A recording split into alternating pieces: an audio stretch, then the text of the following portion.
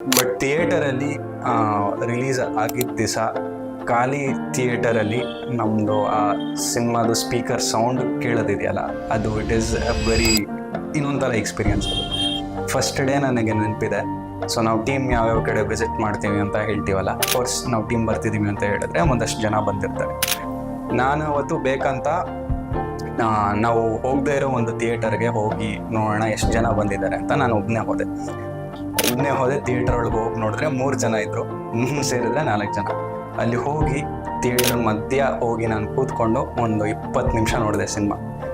ಆ ಒಂದು ಸರ್ರಿಯಲ್ ಎಕ್ಸ್ಪೀರಿಯನ್ಸ್ ಇದೆಯಲ್ಲ, ಅದು ಅಂದರೆ ಅದೊಂಥರ ತುಂಬ it is very difficult to take.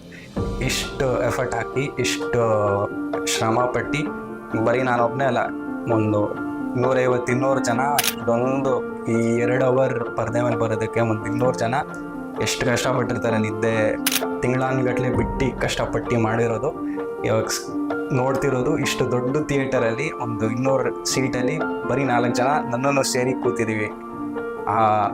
ಅದನ್ನು ಪ್ರಾಸೆಸ್ ಮಾಡೋದಿದೆಯಲ್ಲ, ಅದಿನ್ನೊಂಥರ ಸರ್ರಿಯಲ್ ಎಕ್ಸ್ಪೀರಿಯನ್ಸ್.